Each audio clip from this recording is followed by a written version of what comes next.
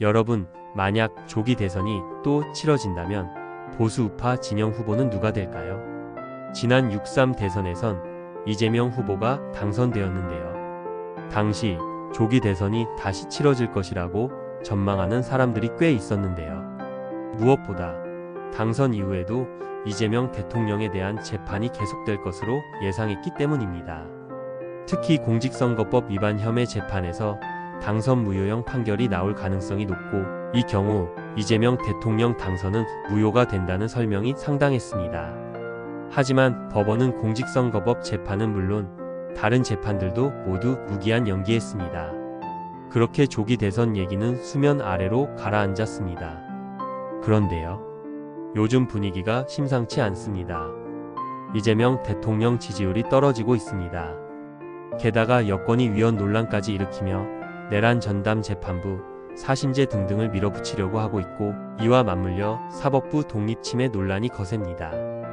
이 와중에 서울고등법원장은 최근 국회 국정감사장에서 이 대통령 재판이 다시 제기되는 게 이론적으로 가능하다고 밝혀 세간의 이목을 집중시켰는데요.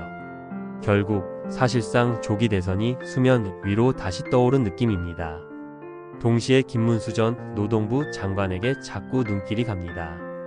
지난 대선에서 국민의힘 후보였던 김문수 전 장관은 충격파 자체였습니다. 그동안 전혀 드러나지 않은 본인과 가족들의 지난 삶이 여느 정치인이나 그 가족과 너무나 달랐기 때문이죠. 말 그대로 김문수와 그 가족들의 재발견이었습니다. 역대 대선 후보 및 가족 가운데 도덕성이 당연 최고라 할 수 있었습니다. 그랬기에 보수 우파가 분열된 상황에서도 40% 이상 득표를 했을 것입니다. 그런데요, 중요한 점은 이러한 충격파가 아직 가시지 않았다는 점입니다. 오히려 에너지가 더욱 축적된 느낌인데요. 달리 말해 김문수 카드를 접기에는 너무나 아까우니 다시 한번 꺼내야 한다는 것이죠. 이런 마당에 김문수 전 장관이 아닌 다른 보수 우파 대선 후보는 당장 떠오르지 않습니다. 한동훈 전 대표는 통합력에 짙은 물음표가 남습니다. 물음표보다는 가위표라고 해도 큰 무리가 없을 것 같네요. 관련해서 김문수 전 장관은 한동훈 전 대표를 안을 수 있지만 한 전 대표는 김 전 장관을 안을 수 없어 보입니다. 안철수 의원의 경우도 보수 우파 성향 국민들을 똘똘 뭉치게 할 수 있을지에 물음표가 붙습니다. 오세훈 시장도 비슷한 맥락입니다. 홍준표 전 대구시장은 만약 국민의힘을 탈당하지 않았다면 가장 유력했겠지만 다시 되돌릴 수 없겠죠. 장동혁 당 대표는 모든 면에서 훌륭하지만 보수 우파 통합에는 김문수 전 장관에 못 미치는 느낌입니다. 결론적으로 남은 건 김문수 전 장관뿐이죠. 김문수 전 장관은 얼마 전 당대표 선거운동 과정에서 한 질문을 받았습니다. 김 전 장관은 내년 선거 때 한동훈 전 대표와 전환길 씨 중 반드시 한 명을 공천해야 한다면 누구에게 공천을 주겠나라는 질문에 한동훈 대표라고 답했습니다. 김 전 장관은 한 전 대표는 우리 당 대표를 했고 아직 많은 장래가 있다.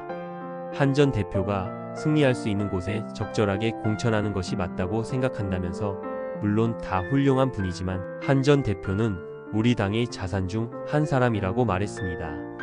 이 발언을 놓고 안타까움을 드러낸 사람들이 많았습니다.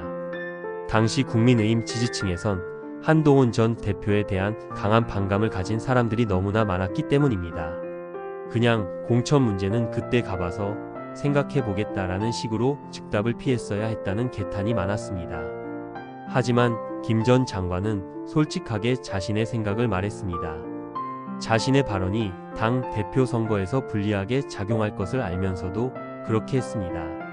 현실적으로 지금 보수 우파에게 가장 필요한 건 단합이라는 현실에 정직했습니다.